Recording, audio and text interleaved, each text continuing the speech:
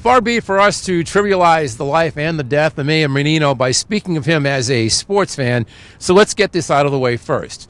We mourn the passing of Mayor Menino, and we understand and appreciate all he did for the city. He was, as so many others have been saying over these past couple of days, what this city is all about. Thomas Menino was Boston. Now, as a sports fan, we all know that he was famous for showing up at Red Sox games, Bruins games, Celtics games. He led rolling rallies through the city of Boston. But let's speak of Thomas Menino not just as a sports fan, but as a sort of general manager of Boston sports teams. And in that respect, Thomas Menino, as general manager of Boston sports teams, was the greatest ever. You obviously don't survive for mayor as long as Thomas Menino did without understanding the importance of finishing first. And guess what? When it comes to our Boston sports teams, Mayor Menino finished first. During his time as mayor, Boston sports teams won 8 championships. That's 3 by the Patriots, 3 by the Red Sox, 1 by the Celtics, 1 by the Bruins.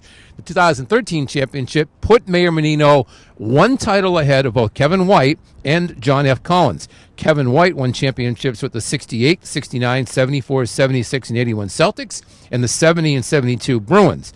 Mayor Collins didn't get help from the rest of Boston sports teams, but he was in office during a great Celtics dynasty. The Celtics won championships in 60, 61, 62, 63, 64, 65, and 1966 during Mayor Collins' tenure at City Hall. This is Dave McKay. He's a constituent services specialist for the city of Boston. It goes all the way back to the administration of Kevin White when he was a summer intern. He's also president of the Hockey League in Boston. But Dave, speaking of the late Mayor Menino, we are talking about him as a sports fan. Can you speak to that for us? Well, you have to realize that all of the current world championships that we've experienced in Boston were during Tommy Menino's administrations, and he celebrated those just as well as any fan, any person who put on the colors for any of the sports teams in Boston. So, Dave, I have a buddy, Chris Moore, used to work in the mayor's office, and he would call me up after one of the mayor's famous gaffes and insist up and down that Thomas Menino was a huge sports fan, that he really did know his stuff, and that this was a reflection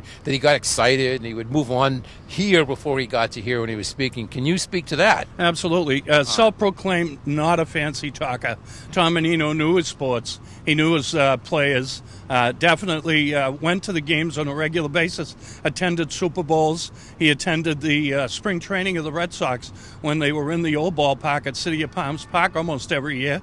And now the new, he was there for the dedication as well as the World Championship celebrations at Fenway and at Gillette Stadium. Not knowing the names of the players, I doubt that. It was probably a pronunciation problem with Tommy. And we know that he was, safe to say, he was more of a Red Sox fan than, say, the Bruins, Patriots, or Celtics, with all respect to the other teams. Yeah, giant Red Sox fan. Had a season's ticket. He and his wife went to the games.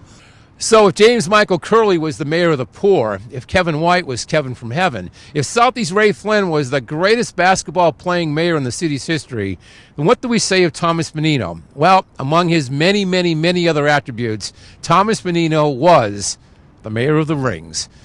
For the Herald Press Box with videographer Bob Grime from City Hall Plaza, this is Steve Buckley.